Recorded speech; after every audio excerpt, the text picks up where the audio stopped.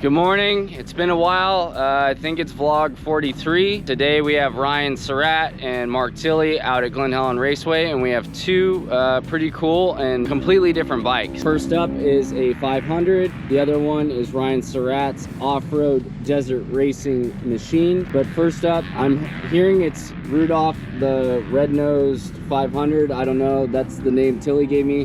This guy has more information on it. Tilley, hit me. I miss vlogging. Hit me on some of the info on this bike. I mean, just bitch and cone pipe, red all the way around. I mean, this thing is a red rocket. It is technically called, it's Johnny from the Ride Shop who has brought you the White Knight, the Dark Knight, the TC 500. He is our 500 two-stroke specialist. He was Destry Abbott's mechanic way back in the day, so he understands KX 500s. And this bike, there couldn't be two more opposite motorcycles. This bike has been 5 years in the making. I think this bike was supposed to come out with the TC 500, that if you haven't seen that video, go check that out on YouTube, and the Dark Knight and the White Knight. All these bikes were kind of being built at the same time. This one is called the Red Reaper. Don't look at how they spelled Reaper on the graphics. It is a GASGAS chassis with a KX 500 engine in it. Again, this one took a long time to build, owned by Johnny at the Ride Shop. So if you want to buy something like this, I'm sure that after we get done with it, he's going to end up selling it. In contrast with Surratt's race bike, it took 3 months to build. This took 5 years to build. This is all about racing. This one's all about having fun. I've gotten to ride it already, and it is a handful of a motorcycle, but when you're not racing and trying to be serious, it's a lot of fun. I mean, like you said, it's got the cone pipes, it's got just about everything that you can anodize or powder coat or is done. It's got KYB internals through the guys at Technical Touch. It's got extra stuff. Johnny did a lot to dampen any kind of vibration or anything like that. You have with flex bars, you have the flex pegs, limit that vibration of a KX 500, but just a pretty motorcycle. I mean, brakes from Brake Master, billet aluminum brakes, like pieced together throughout 5 years, but has some of the best components available for it. And then we go over to Surratt's race bike. This thing has all kinds of time on it.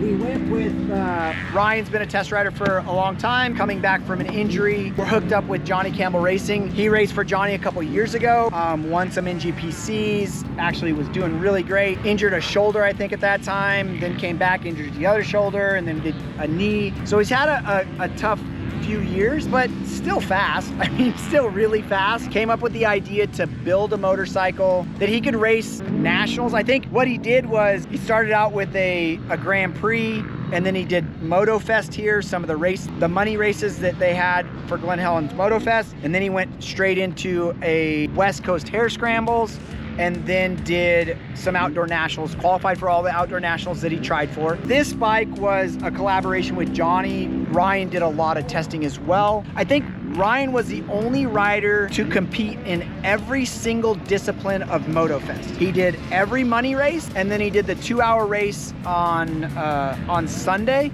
He even did an hour race on Saturday. I would be willing to bet that he did more laps than anybody else. I know he raced more than any other rider at Glen Helen's Moto Fest this year, and then went into racing West Coast Hare Scrambles the next weekend and backed that up with nationals. We built this bike. I think he even ran at some of the nationals. He ran the IMS big tank because the stock Honda tank won't make a national moto, especially with how deep they rip. Well, Ryan's like part of the BTM. The BTM? You don't know about the BTM? I don't. What's the BTM? Big Tank Mafia. Oh, yeah. You know what? Like, he definitely makes it look good. But like I said, about the only thing that we changed, different exhaust. Pro Circuit gave us different exhaust for the nationals because of sound, not because of performance, but because of sound. And then I think he might have gone from a 18-inch rear wheel to a 19-inch rear wheel and ran some different Pirelli tires. But again, this bike was all about race. We're gonna do a full test on this bike, full story in the magazine on both of these motorcycles as well. You're just watching the vlog. Like I said, it's kind of cool. Ryan did a great job. He's coming back, and hopefully he'll be able to recover from all of this stuff, and you'll be able to see him more in videos. But again, race bike, strictly race bike, all around multi-purpose race bike for national Grand Prix, for West Coast Hare Scrambles. He might even do a National Hare and Hound a little bit later on this year. And then pro national, and he's qualified for all of that stuff. Pretty cool feat. I don't think there's very many people that could actually do that. That is a pretty have fun bike. So we're gonna go ride these things and come back. We're gonna actually have some other stuff. We're gonna talk about some other products that we've been getting lately. So there's a lot in this vlog. We haven't done it for a while, but we're gonna hit it hard.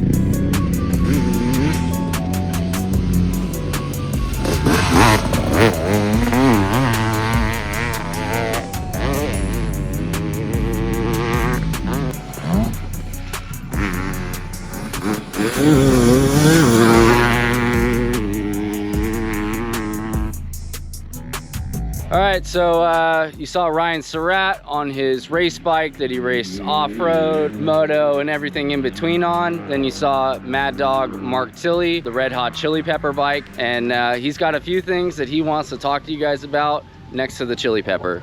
Well, it's the Red Reaper, thank you very much. A Reaper pepper.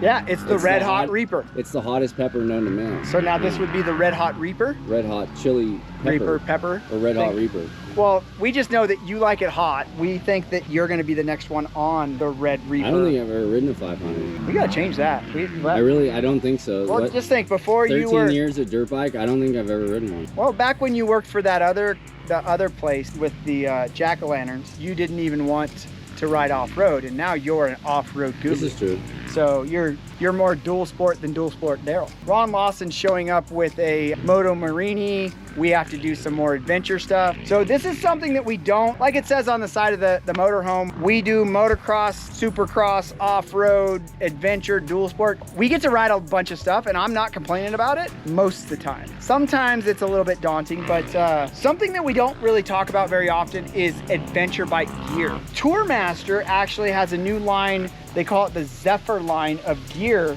and it has pants. These pants actually are, there's pockets everywhere, there's ventilation everywhere, all of this really comfortable, but pockets, I mean, they have the magnets on it and stuff like that. But this is the Zephyr line, the mesh pant. It comes with a liner, so you can go from, this is the removable liner out of those pants, but basically like some snow jackets, it's got a removable liner. We take it out because most of the riding we're doing right away is in California. Well, those slide off pretty easy, so, you know, hey, if it's your anniversary or something, maybe you just wear those. Yeah, you just wear these and just go for it. But yeah, they zip out, really easy to do. The pants, I've been riding in the pants for a couple different times. CD makes an adventure boot. I've seen these in ads, and I was curious about these. Not that I'm a big adventure guy, but it's cool that they're like, well, they're purpose built. And this can be using for, you do a lot of dual sport stuff. If you want a light dual sport, it's got the hinge system like all the CDs. It's got the BOA system that a lot of people like, that type of stuff. It's got Gore-Tex in it and stuff like that. The sole is different than like their standard, right? Like their motocross. Yeah, it's got a little bit more. This isn't the replaceable sole, but it's got more knobs on there for a little bit more traction. It's a shorter boot. I believe this is their GTX boot. Helmet House is the company that does a lot of CD distributing. They are the Tourmaster distributor for the new Zephyr gear. The thing that's really cool, these are the Zephyr gloves. They got knuckle protection. Yeah, knuckle protection, and really easy on and off. They do leather on the palms, but pads if you go down. This is more, I would say this is more for adventure than it is for dual sport, but more for like on-road stuff. The other thing I like about this stuff is there's padding in here. So there's knee pads and stuff like that inside. A lot of them are removable, but this is the Zephyr jacket from Tourmaster, and it, again, this is, I've already taken out the inner liner, same inner liner as what the pants have. Removable backplate. And yeah, and it's got removable protection built in. You don't have to wear some kind of padding underneath. It's got protection in the removable protection up here. It's got removable protection in the elbows as well. But then it does have ventilation. There is a cell phone pocket on the inside with this stuff. And then this is a waterproof pocket that it has with the zippers that come over and the liner on the zippers. Ventilation, like you can vent it, close it or open it. It's adjustable, nice pockets on the outside as well. But then it being adjustable as well, if you're wanting it a little bit tighter for riding on road, you don't want stuff flapping around. Big pocket in the back as well. Like if you wanted to, and what I did on a ride was I got hot. I took off the inner liner and I put it in the back pocket. I like it. You don't have to like take hydration systems and stuff like that. If you want to, you can throw it in there and throw a hydration just straight up to your helmet or whatever. You can use it for storage. But like I said, lots of built-in protection. Like I said, the Tourmaster Zephyr line, more pockets on the inside. Again, we don't get to talk very much about adventure stuff, and a lot of times adventure, like some guys will just be going out riding on the street or whatever, but there is people that get out there and it is an adventure on what they're doing, i.e. the name. So what you're wearing is really important. Like if you get coming with weather and it gets too hot or too cold, make it to where it's not very much fun. So, but that's just a little bit of a look at some of the adventure stuff we do. I think for the viewers, I think you should at least put the jacket on so we can. So you want to see what it looks like? We'd love to see you. So Surratt's over there. He's interested in it. Surratt was like motioning, like, hey, put it on, put it on. Zipper's going up. And then, like I said, ventilation on both sides. I mean, you look pretty sporty. What size is this? So this is a large. 5'11", 6 foot, somewhere right in there. And then about 195 pounds. And yeah, this is a large. I got a decent amount of room inside.